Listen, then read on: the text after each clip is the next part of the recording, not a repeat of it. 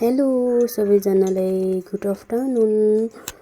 आज चाहिँ हामी घुम्न जाँदैछौँ बागबानी। यो चाहिँ सुलुदुतकुण्ड नगरपालिका 4 फाप्लुमा रहेको छ।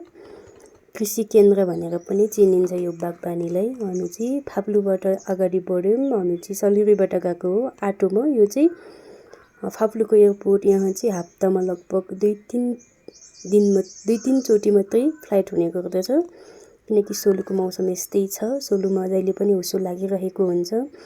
यो फाप्लुको एयरपोर्ट काटेपछि थोरै पर देख्न सक्नुहुन्छ आनी गुम्बा। यो चाहिँ आनी गुम्बा हो।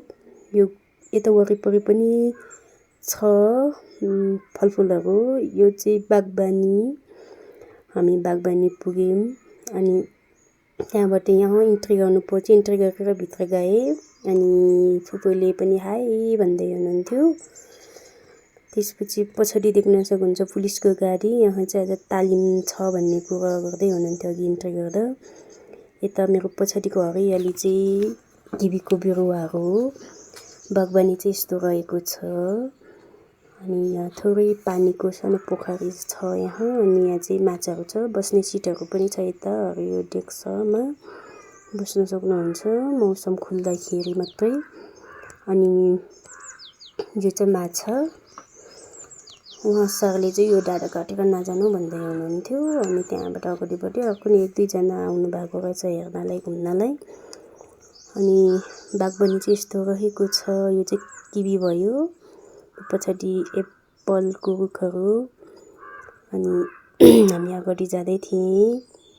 यो चाहिँ अफिस, यहाँको अफिस। यो स्याउ भयो अनि यो अफिस नै हो, अघि नै देखाइसकेँ मैले। अनि मौसमको कुरा गर्नुपर्दा लस्टै हुसो लागेको छ। यो चाहिँ पानी पर्दा बस्ने ठाउँ। पानी पर्दा बस्न सक्नुहुन्छ। आउनु भएकोलाई त सबैजनालाई थाहा छ, नआउनु भएकोले चाहिँ कसै थाहा छैन। यो चाहिँ अल्छ। अहिले अल्छको सिजन हो नि त। अल्छ फलेको रहेछ। फलेर नि यस्तो पाकिसकेको रहेछ। मेरो फुपूले पनि फेरि पनि हाई भन्दै हुनुहुन्छ। अनि फुपूले चाहिँ भन्दै हुनुहुन्थ्यो स्याउ यहाँ कस्तो फलेको रहेछ, स्याउ देखाउनुहोस् न सबैजनालाई भन्दै हुनुहुन्थ्यो। अनि यस्तो भन्दै गर्दाखेरि चाहिँ अघि हामीलाई उता नजानु भन्नुभएको छ। आएको देखेँ मैले। अब त्यो पछाडि देख्न सक्नुहुन्छ आउँदै हुनुहुन्छ। अब के भन्न आउनुभयो त्यो त थाहा छैन। अब आउनु भएपछि थाहा हुन्छ होला, यता आइसक्नु भएपछि। अनि मैले यसरी घुमाएँ। सरले चाहिँ परबाट भन्दै हुनुहुन्थ्यो तपाईँहरू यता आइसक्नु भएछ, ठिकै छ, फलफुल नटिप्नुहोस्, हाँगाहरू नभाँचिदिनुहोस्, अनि फोहोर नपारिदिनुहोस् भन्दै हुनुहुन्थ्यो। सरले देख्नुभयो भिडियो लाइभ हो भन्दै हुनुहुन्थ्यो। होइन भिडियो हो सर भनेको।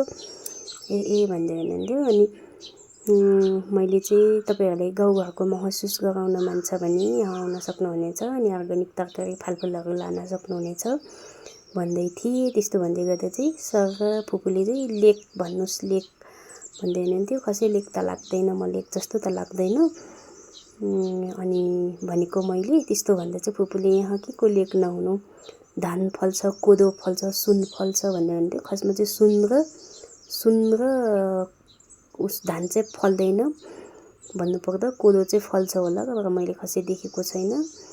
अनि फुपूलाई चाहिँ जाडो हुँदैछ अरे, सर त्यति भनेर फर्किनु भयो। मलाई चाहिँ खसै जाडो थिएन। अनि फुपूलाई चाहिँ जाडो भएर छ अरे। अनि यसपालि खसै स्याउहरू चाहिँ फलेको रहेनछ नि नानी, किवी चाहिँ रहेछ भन्दै हुनुहुन्थ्यो। किवी चाहिँ अत्याधिक नै थियो अनि स्याउ चाहिँ ठिकै थियो। यहाँभन्दा थोरै तल ठुलो टनेलो छ, त्यहाँ चाहिँ टमाटरहरू, खोर्सानीहरू पनि छ भन्ने कुरा गर्दै हुनुहुन्थ्यो। हामी चाहिँ थोरै अगाडि बढ्यौँ। फुपूलाई चाहिँ ज्याकेट लाउँदा नै चिसो भएर छ अरे। अनि आलु चाहिँ निकालेको छैन अरे अहिले।